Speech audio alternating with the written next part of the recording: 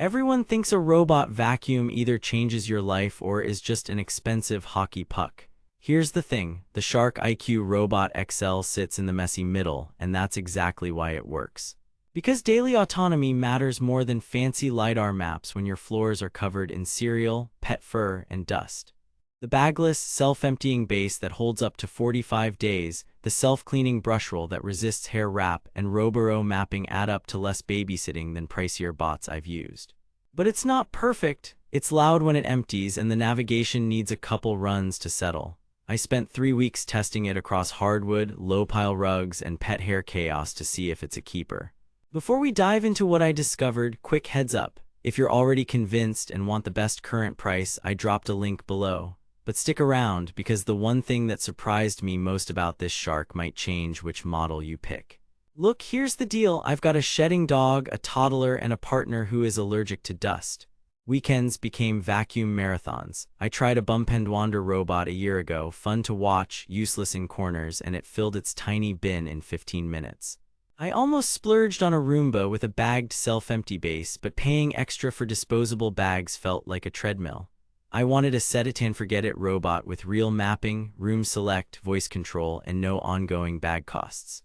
That's where the Shark IQ Robot XL caught my eye. Bagless base up to 45 days, self-cleaning brush roll, app control, Alexa and Google support, and a 4-star rating on Amazon. Still, I was skeptical. Could a robot at around 138.95 actually keep up, or would I be back to hauling out the upright every other day? Test 1. Daily autonomy. I scheduled it for 8 a.m. runs across about 900 square feet, hardwood, a low-pile living room rug, a runner, and a mess-prone kitchen. On day 1, the purge, it pulled 38 grams of debris. After that, daily runs averaged 12-18 grams, which is right in the sweet spot for maintenance cleaning. It cleaned row by row, finished in 62 minutes, and docked. The self-empty event is loud. My meter hit around 84-86 dB for about 8 seconds, so schedule it when you're not on a call. Normal cleaning hovered around 66-68 dB. The base stayed clean inside, and being bagless saved me from buying bags. Emptying the base into a trash can once every month is simple, though if you dump it fast you can get a little dust puff. But then I hit the pet hair torture test. I let dog fur build up and did 2 hairy runs back-to-back on carpet. The self-cleaning brush roll lived up to the claim. After 2 weeks, I found a couple short strands at the ends, but no massive tangles. That's a big win. Suction pulled embedded hair from the low-pile rug impressively. Larger debris like kibble and rice got picked up in one pass. On carpet, a 100-gram test mix of rice and sand came back at 85% captured on the first pass, with the remainder mostly along baseboards, about average for this class. But then there's navigation. It maps your home and lets you choose rooms, but the first 2 mapping runs were meh. The map was usable after the second run, solid after the third. Once set, room select worked great. I could send it to the kitchen after dinner via the app or Alexa. It cleans methodically and doesn't pinball around furniture, but it can still hesitate around chair legs, nudging a few extra times before moving on. It handled thresholds up to about 0.6 inches and cruised under my 3.8-inch sofa. Edge cleaning was decent, not perfect. Side brushes flick debris inward, but you'll still see a faint line along baseboards on dark floors.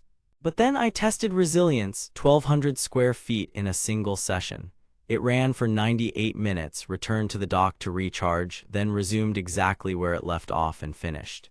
That recharge and resume is the difference between hoping and knowing your whole place gets done. Cable management matters, though. It tried to slurp a USB cord until the bot boundary strip blocked the trouble area. Pro tip: use those strips near cable nests. Here's where it gets interesting. I expected the bagless base to be messy or inconsistent. It wasn't. My most surprising discovery was how reliable that self-empty cycle is and how much time it saves. Over 3 weeks, I touched the robot itself only to clear a stray sock and to change the filter once. No bags to buy, no weekly bin dumps, just weekly checks and a monthly empty of the base. The self-cleaning brush roll is not marketing fluff. It legitimately reduced maintenance, even in a pet home. After 3 full mapping runs, Room Select became my favorite feature. I tapped kitchen and it went straight there, cleaned efficiently, and returned. Against pricier alternatives with LiDAR, the Shark's navigation is less surgical. It needs light for the camera sensors to excel, and it can take a couple of sessions to nail your map. Yet for the price about $138.95 as of recording, and with a 4-star community rating, the value is real. You trade a little precision and a brief blast of noise for hands-off cleaning, strong suction on mixed floors, and no bag costs. If that sounds almost too good to be true, know the caveats. It's not ideal for pitch-dark runs, perfectionist edge cleaning, or the ultra-noise sensitive, but as a daily maintenance tool, it punched above its weight. Now that you know the big takeaway, low maintenance beats flashy specs. If this fits your home, grab it while it's discounted and in stock. I've linked the Shark IQ Robot XL with the self-empty base and bot boundary strip in the description at the best current price I could find. Bottom line, if you're a busy household with pets, mixed floors, and zero patience for babysitting, the Shark IQ Robot XL is a smart buy. Apartments and medium-sized homes will see the most benefit, especially if you want room-by-room control and a bagless base. If you need surgical LiDAR mapping, ultra-quiet emptying, or perfect edge cleanup, look elsewhere. For everyone else, this is the most hands-off robot I've used under $200. Not the smartest robot in the room, but the one you'll think about the least, and that's the point.